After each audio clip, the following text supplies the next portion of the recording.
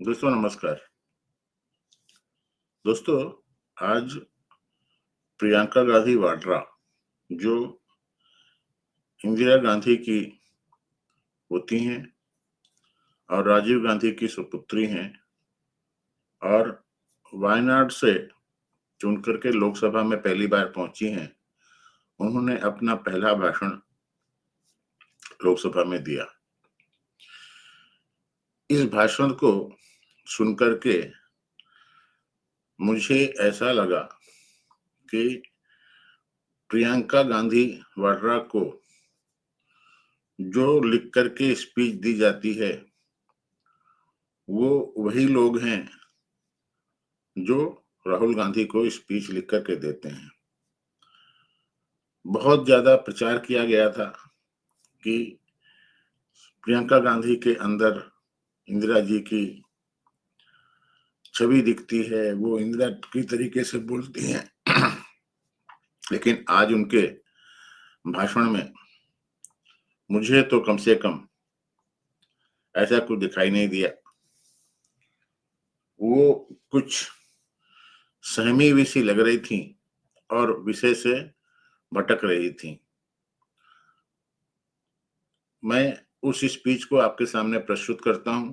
करीब आधे घंटे की वो स्पीच है और जहां पर जरूरत पड़ेगी वहां पर मैं आपको बताऊंगा कि प्रियंका जी कहां पर स्टम्बल कर रही हैं। देखिए, सुनिए आप स्पीच।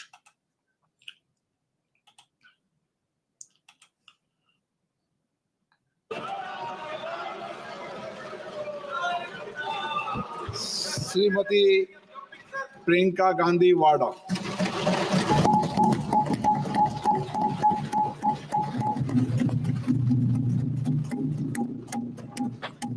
नमस्कार। माननीय अध्यक्ष महोदय जी, आज आपने मुझे इस सभा में बोलने का मौका दिया, इसके लिए मैं आपकी बहुत बहुत आभारी हूँ। सबसे पहले जो सुरक्षा कर्मी, जो जवान अफसर 13 दिसंबर को संसद की सुरक्षा के लिए शहीद हुए, उनके प्रति मैं श्रद्धांजलि व्यक्त करना चाहती हूँ। यहाँ पर ये याद दिलाना जरूरी है कि आज 13 दिसंबर है और 13 दिसंबर 2001 को पार्लियामेंट में अटैक हुआ था और उसमें पार्लियामेंट के सुरक्षा कर्मचारियों ने पार्लियामेंटेरियन की सुरक्षा के लिए और दूसरे लोगों की सुरक्षा के लिए अपने जान की बलि दे दी थी। तो उसके बारे में ये बोल रही हैं।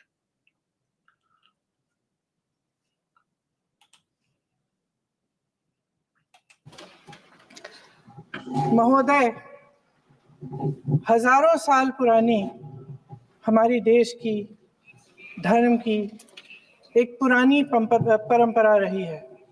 ये परंपरा संवाद, चर्चा की रही है।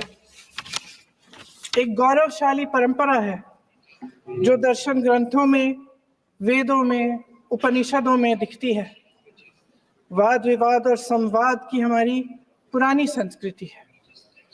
अलग अलग धर्मों में भी, इस्लाम में, सूफियों में, बौद्ध धर्म में, जैन धर्म में, सिख धर्म में भी ये वाद संवाद, ये चर्चा बहस, इसकी संस्कृति रही है। इसी परंपरा से उभरा हमारा स्वतंत्रता संग्राम। हमारा स्वतंत्रता संग्राम विश्व में एक अनोखा संग्राम था, एक अनोखी लड़ाई थी जो अहिंसा और सत्य पर आधारित थी। ये वाद संवाद की जो परंपरा है, इसको इस संग्राम ने आगे कैसे बढ़ाया? क्योंकि ये जो संग्राम था, ये जो यहाँ पर मैं आपको ये बता देना चाहता हूं कि ये जो आदमी प्रियंका के पीछे आकर के भी बैठा है, ये सहारनपुर से एमपी है और इसने 2014 में प्रधानमंत्री नरेंद्र मोदी की बूटी बूटी करने की बात की थी। तो आप समझ सकते हैं कि कांग्रेस और प्रियंका या राहुल गांधी कैसे लोगों के साथ में उठते बैठते हैं और क्या उनकी मंशा है, आगे सुनते हैं। तो लड़ाई थी हमारी आजादी के लिए, एक बेहद उसका नाम लोकतांत्रिक इमरान लड़ाई मसूद थी। है। इसमें देश के किसान, देश के जवान, देश के मजदूर, देश के अधिवक्ता, देश के बुद्धिजीवी, चाहे किसी भी जाति के हो, चाहे किसी भी धर्म के हो, चाहे किसी भी भाषा को बोलते हो, सब इस स्वतंत्रता संग्राम में शामिल हुए। सब ने हमारे देश की आजादी की लड़ाई लड़ी।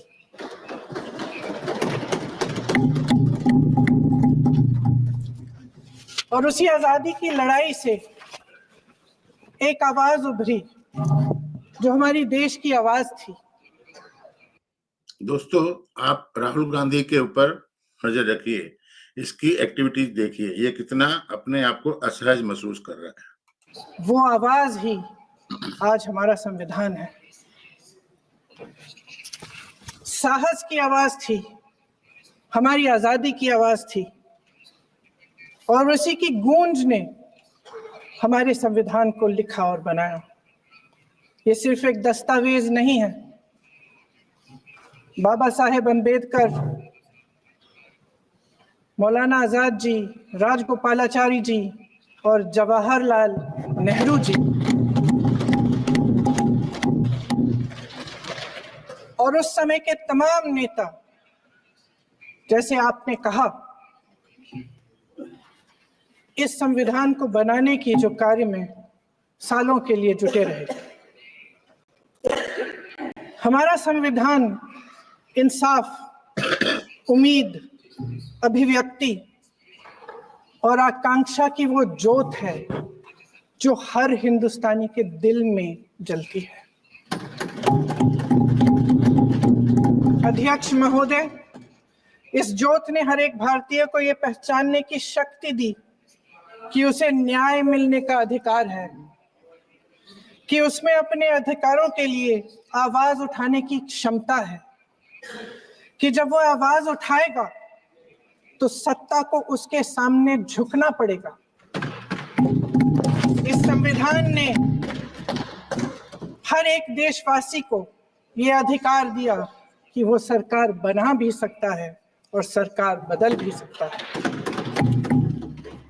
ये ज्योत जो हर हिंदुस्तानी के दिल में जलती है, उसने हर हिंदुस्तानी को ये विश्वास दिया कि देश की संपत्ति में, देश की दौलत में, संसाधनों में उसका भी हिस्सा है, कि उसे एक सुरक्षित भविष्य की उम्मीद का अधिकार है, कि देश बनाने में भी उसकी भागीदारी है।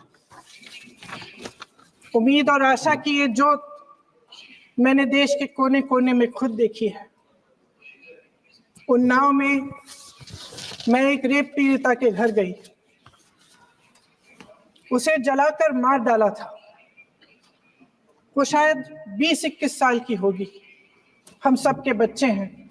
हम सोच सकते हैं कि अगर हमारी बेटी के साथ बार बार बलात्कार हुआ और फिर जब वो अपनी लड़ाई लड़ने के लिए गई तो उसको जलाकर मार डाला गया होता तो हम पर क्या बीतती। मैं उस बच्ची के पिता से मिली। उसके खेत जलाए गए थे, उसके भाइयों को पीटा गया था, उसके पिता को बाहर से, घर के बाहर घसीट कर मारा गया था। उस पिता ने मुझे बताया कि बेटी, मुझे न्याय चाहिए। मेरी बेटी अपने एफआईआर को दर्ज करने के लिए जब जिले में गई तो उसको मना किया गया, अगले जिले में जाना पड़ा उसे। वो रोज सुबह 6 बजे उठकर तैयार होकर अकेली अपने मुकदमे को लड़ने के लिए अगले जिले में। सरासर झूठ बोल रही है, ये सरासर झूठ बोल रही है। अगर आपके खिलाफ कुछ हुआ है तो आप एफआईआर थाने में करवाएंगे, दूसरे जिले में जाके क्यों आप एफआईआर करवाएंगे? देखो किस तरीके से, कितना इसको कानून का ज्ञान है। ट्रेन से जाती थी। उसके पिता ने मुझे कहा कि मैंने उससे कहा, बेटी अकेले मत जाओ, छोड़ दो ये लड़ाई। लेकिन उसकी बेटी ने उसको जवाब दिया कि नहीं पिताजी, मैं सारी अकेली कहानियां जाऊंगी, बना मैं लड़ूंगी, ये मेरी लड़ाई है, मैं इसको लड़ूंगी। ये पता लड़ने नहीं की ये लोग क्षमता, इंदिरा ये गांधी की हिम्मत औलाद है, क्या समझते हैं, उस सोचते हैं कि लड़की को हिंदुस्तान की जनता और बेवकूफ है। करोड़ों भारत की नारियों को हमारे संविधान ने दी। आगरा में मैं अरुण वाल्मीकि के घर गई। अरुण वाल्मीकि पुलिस स्टेशन में काम करता था, सफाई का काम करता था। आप सोच सकते हैं हमारी तरह उसका भी परिवार था। नई नई शादी हुई थी, 2-3 महीनों का बच्चा था। पुलिस स्टेशन में चोरी हो गई। चोरी का इल्जाम उस पर लगाया गया। उसके पूरे परिवार को उठाकर पुलिस स्टेशन में ले गए। आप हंस रहे हैं, लेकिन ये गंभीर बात है। गंभीर बात। शर्म करो, शर्म। अरुण वाल्मीकि को पीट पीट के मार डाला, उसकी बीवी को पीटा, उसके पिता के नाखून निकाले, उसके पूरे परिवार को पीटा गया। जब मैं उस जवान महिला से मिलने गई जो अभी अभी विधवा हुई थी, तो उसने मुझे कहा कि दीदी, हमें सिर्फ एक चीज चाहिए, हमें न्याय चाहिए, और हम इस न्याय के लिए लड़ते रहेंगे, चाहे कुछ भी हो जाए। ये हिम्मत उस महिला को हमारे संविधान ने दी।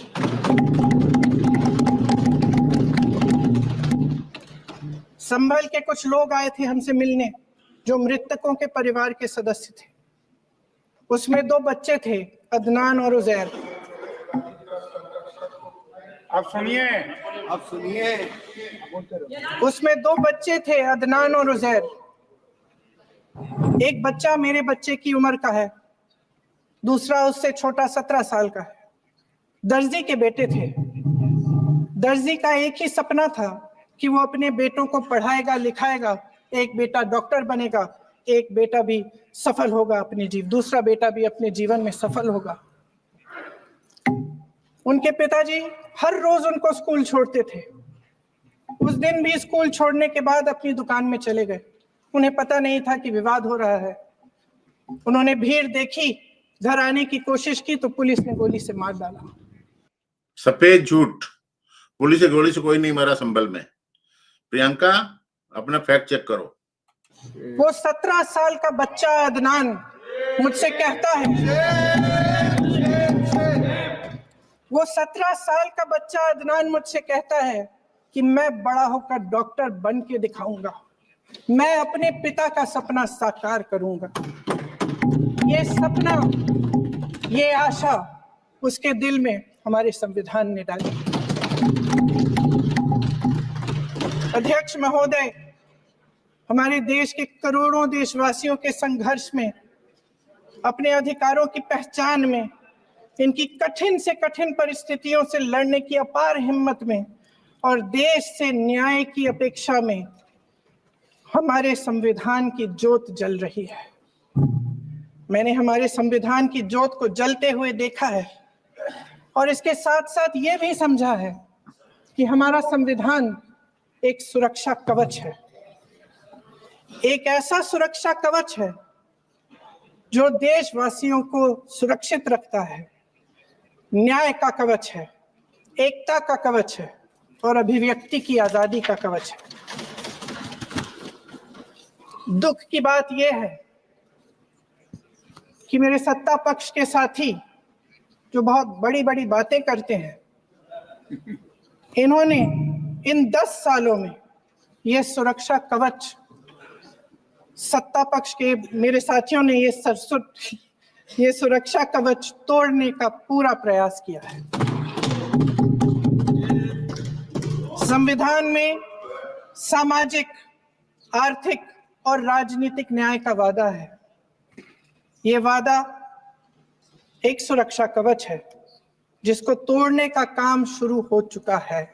लैटरल एंट्री और निजीकरण के जरिए ये सरकार आरक्षण को कमजोर करने का काम कर रही है। अगर लोकसभा में ये नतीजे नहीं आए होते तो ये संविधान बदलने का काम भी शुरू कर लेते। सच्चाई ये है अध्यक्ष महोदय कि आज संविधान बार बार इसलिए कह रहे हैं क्योंकि इस चुनाव में इनको पता चल गया कि इस देश की जनता ही इस संविधान को सुरक्षित रखेगी, कि इस चुनाव में हारते हारते जीतने से इन्हें एहसास हुआ कि ये संविधान बदलने की बात इस देश में नहीं चलेगी। आज जनता की मांग है कि जाति जनगणना हो। सत्ता पक्ष के मेरे साथी ने इसका जिक्र किया। ये जिक्र भी आज इसलिए हो रहा है क्योंकि चुनाव में ये नतीजे आए। ये जाति जनगणना इसलिए जरूरी है ताकि हमें पता चले कि किसकी क्या स्थिति है और नीतियां उस हिसाब से बने। इनकी गंभीरता का प्रमाण ये है कि जब चुनाव में पूरे विपक्ष ने जोरदार आवाज उठाई कि ये जाति जनगणना होनी चाहिए, तो इनका जवाब देखिए। इनका जवाब भैंस भाग भैंस चुरा लेंगे, मंगलसूत्र चुरा लेंगे, इनका ये जवाब था। ये गंभीरता है इनकी जाति जनगणना पर। महोदय, हमारे संविधान ने आर्थिक न्याय की नींव डाली, किसानों, गरीबों और को जमीन बांटी, भूमि सुधार किया, जिसका नाम लेने से कभी कभी आप झिझकते हैं और कभी कभी उनका नाम धड़ाधड़ इस्तेमाल किया जाता है अपने आप को बचाने के लिए। उन्होंने HAL, BHEL, SAIL, GAIL, ONGC, NTPC, railways, IIT, IIM, oil refineries, तमाम PSU बनाए। अध्यक्ष महोदय, उनका नाम पुस्तकों से मिटाया जा सकता है, उनका नाम भाषणों से मिटाया जा सकता है, लेकिन जो उनकी भूमिका रही इस देश की आजादी के लिए और इस देश के निर्माण के लिए, वो इस देश में से कभी मिटाया नहीं जा सकता। 75 सालों में जनता का भरोसा रहा कि नीतियां बनेंगी तो जनता की भलाई के लिए बनेंगी। प्रियंका, कभी ये भी बोल दो कि उस आदमी ने 1962 में जब चाइना की लड़ाई हुई थी तो क्या रोल निभाया था। ये भी बोल दो कि जब 1947 में देश आजाद हुआ था तो देश के टुकड़े में उसका कितना योगदान था, ये भी बोल दो ना।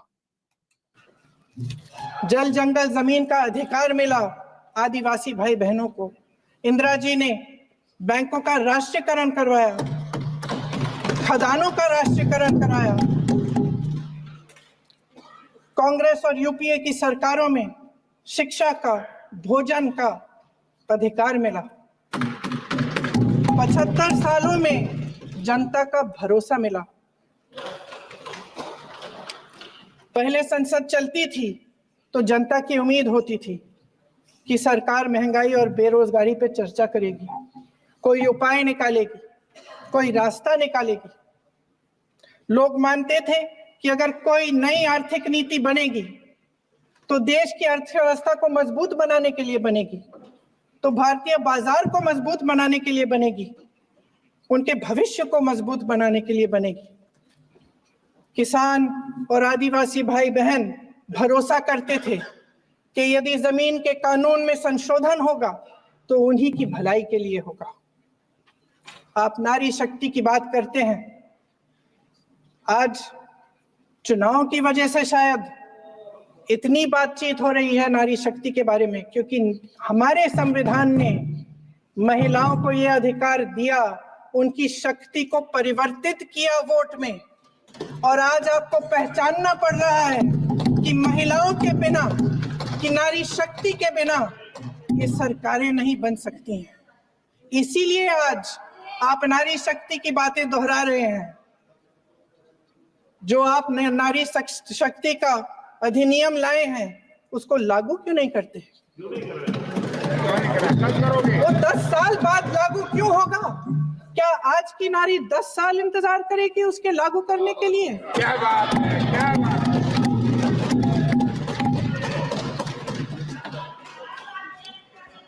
आज संसद में बैठे हुए सत्ता पक्ष के मेरे साथी ज्यादा से ज्यादा अतीत की बातें करते हैं। 1921 में क्या हुआ, कब हुआ, नेहरू जी ने क्या किया। अरे वर्तमान की बात करिए, देश को बताइए आप क्या कर रहे हैं, आपकी जिम्मेदारी क्या है। कि सारी जिम्मेदारी जवाहरलाल नेहरू की है। अध्यक्ष महोदय जी, ये सरकार आर्थिक न्याय का सुरक्षा कवच तोड़ रही है। आज संसद में बैठी ये सरकार बेरोजगारी और महंगाई से जूझ रही हमारी जनता को क्या राहत दे रही है। कृषि के कानून भी बड़े बड़े उद्योगपतियों के लिए बन रहे हैं। सही एमएसपी को छोड़िए, डीएपी तक नहीं मिल रहा है।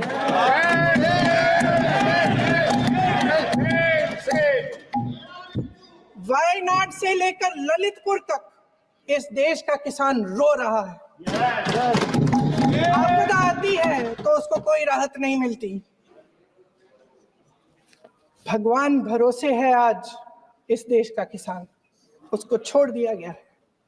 आज हिमाचल में देखिए, जितने भी कानून बने हैं वो सब। बड़ा ध्यान से सुनिए, ये अपनी गवर्नमेंट को, हिमाचल में कांग्रेस गवर्नमेंट है उनको अटैक कर रही है। सुनिए, देखिए, और इसको प्रधानमंत्री बनना है या अपने भाई को प्रधानमंत्री बनाना है। ऐसे नेता पता नहीं कैसे पार्लियामेंट में घुस जाते हैं, और भारत की जनता कितनी बेवकूफ है जो इन लोगों को वोट देती है। सुनिए, बड़े बड़े उद्योगपतियों के लिए बन रहे हैं। हिमाचल में जो सेब उगता था, उसके जो छोटे छोटे किसान हैं वह रो रहे हैं, क्योंकि एक व्यक्ति के लिए सब कुछ बदला जा रहा है। हिमाचल में गवर्नमेंट किसकी है प्रियंका, और कौन बदल रहा है एक व्यक्ति के लिए, ये भी बता दो। की हिम्मत रखो। मैं अध्यक्ष महोदय जी, अध्यक्ष महोदय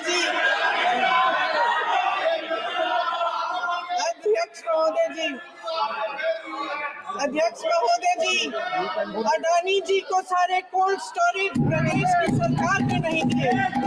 अडानी जी को सारे कोल्ड स्टोरेज आपकी सरकार ने दिए। देश देख रहा है कि एक व्यक्ति को बचाने के लिए 142 करोड़ देश की जनता को नकारा जा रहा है। सारे बिजनेस, सारे संसाधन, सारी दौलत, सारे मौके एक ही व्यक्ति को सौंपे जा रहे हैं। सारे बंदरगाह, एयरपोर्ट्स, सड़कें, रेलवे का काम, कारखाने, खदाने, सरकारी कंपनियां सिर्फ एक व्यक्ति को दी जा रही है। जनता के मन में हमेशा ये विश्वास होता था कि अगर कुछ नहीं है तो संविधान हमारी सुरक्षा करेगा, मगर आज आम लोगों के बीच ये धारणा बनती चली जा रही है कि सरकार सिर्फ अडानी जी के मुनाफे के लिए चल रही है। देश में बहुत तेजी से गैर बराबरी बढ़ रही है। जो गरीब है वो और गरीब हो रहा है, जो अमीर है वो और अमीर हो रहा है। इस सरकार ने आर्थिक न्याय की भी सुरक्षा कवच तोड़ दिया है। राजनीतिक न्याय की जब बात होती है, मेरे सत्ता पक्ष के साथी आज खड़े हुए और तमाम गिनती करने लग गए कि ऐसा हुआ वैसा हुआ, 1975 में जो हुआ। तो सीख लीजिए ना, आप भी सीख लीजिए। आप भी अपनी गलतियों के लिए माफी मांग लीजिए। आप भी बैलेट पे चुनाव कर लीजिए।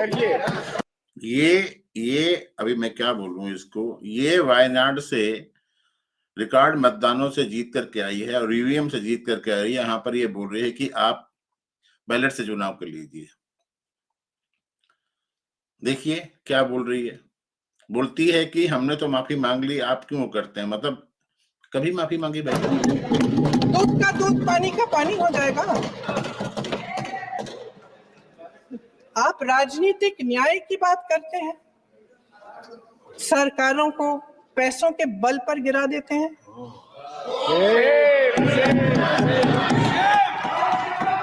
मेरा आग्रह है कि अपन संविधान में सकारात्मक बोले।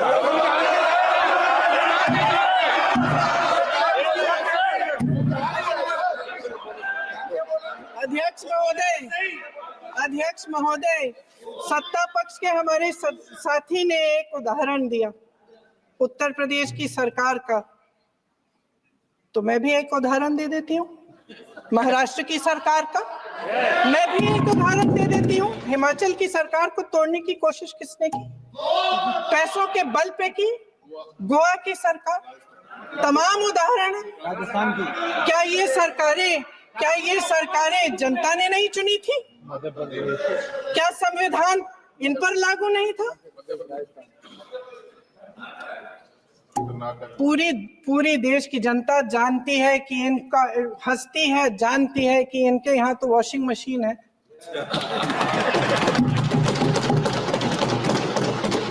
तो यहाँ से वहां जाता है, वो धुल जाता है। इस तरफ दाग, उस तरफ स्वच्छता। और मेरे कई ऐसे साथी हैं जो इस तरफ होते थे उस तरफ चले गए, मुझे दिख भी रहे हैं, वॉशिंग मशीन में शायद धुल गए हैं। अध्यक्ष महोदय, जहां भाईचारा और अपनापन होता था, जहां हमारे संविधान ने एकता का सुरक्षा कवच दिया था, वहां शक और घृणा के बीज बोए जा रहे हैं। एकता का सुरक्षा कवच तोड़ा जा रहा है। प्रधानमंत्री जी यहाँ सदन में संविधान की किताब को यूं माथे से लगाते हैं, लेकिन संभल में, हाथरस में, मणिपुर में जब न्याय की गुहार आती है, उठती है, तो उनके माथे पे शिकन तक नहीं आता।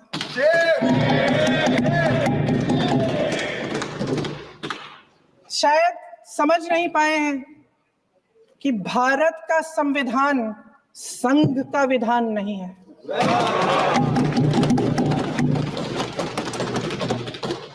भारत के संविधान ने हमें एकता दी, हमें आपसी प्रेम दिया। उस मोहब्बत की दुकान जिस पर आपको हंसी आती है, उसके साथ करोड़ों देशवासी चले। करोड़ों देशवासियों के दिल में एक दूसरे के लिए प्रेम है, घृणा नहीं है।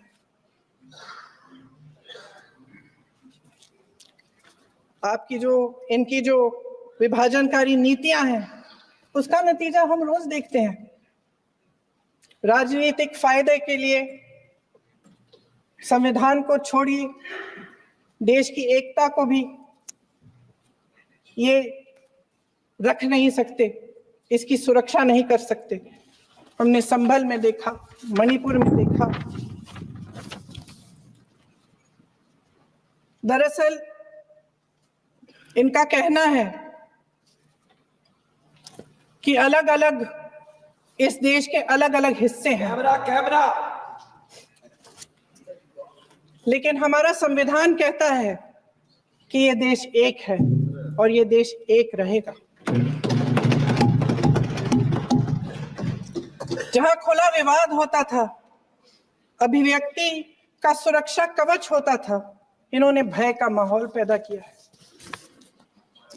सत्ता पक्ष के मेरे साथी अक्सर 75 सालों की बात करते हैं, लेकिन इन 75 सालों में ये उम्मीद, आशा, ये अभिव्यक्ति की ज्योति कभी थमी नहीं, कभी बुझी नहीं। इस देश की जनता ने खुलकर आलोचना की, निडर होकर धरने किए, प्रदर्शन किए। जब जब जनता नाराज हुई, तब तब सत्ता को ललकारा, उसे चेतावनी दी, बड़े से बड़े नेताओं को कटघरे में खड़ा किया, उनसे जवाब मांगा, न्याय मांगा।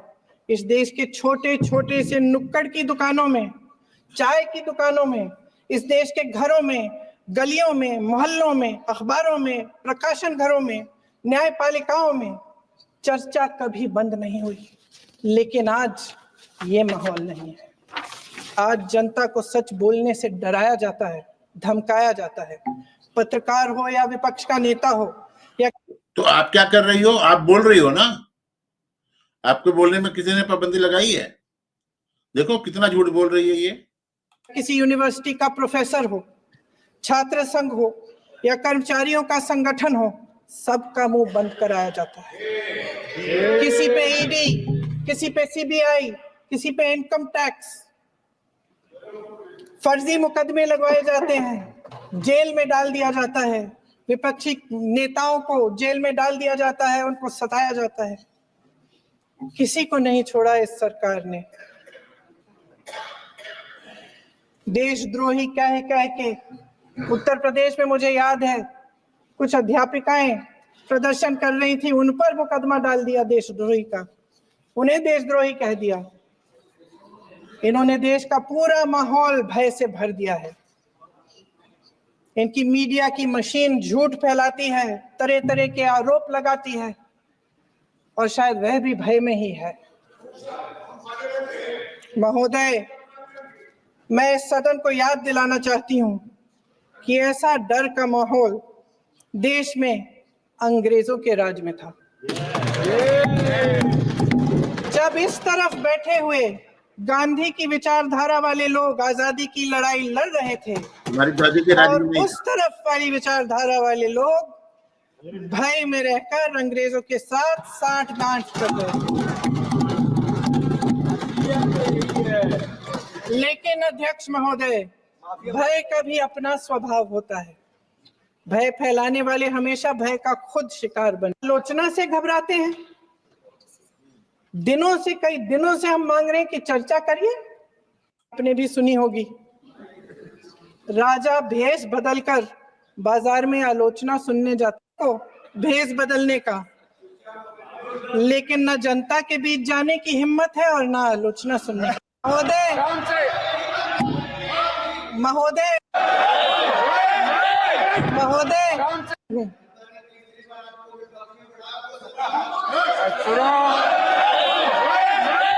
महोदय,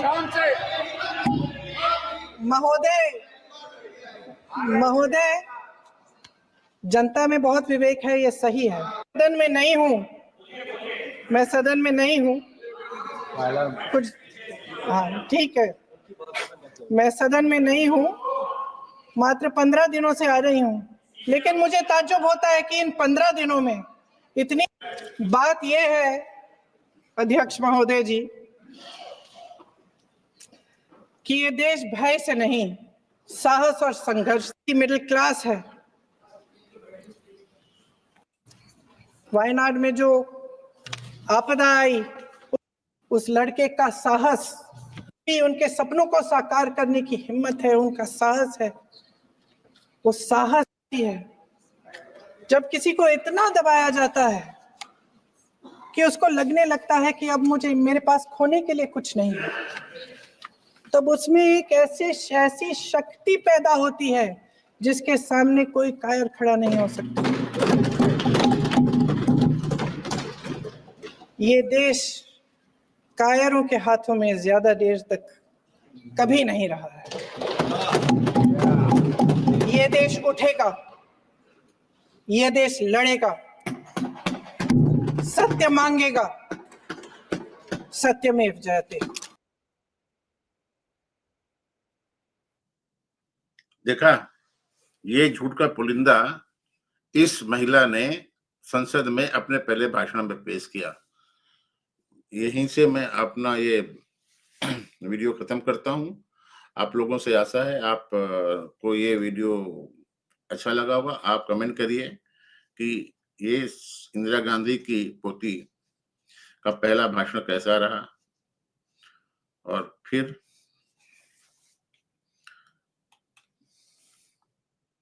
आगे इसका क्या भविष्य है, इसके बारे में थोड़ा सोचिए।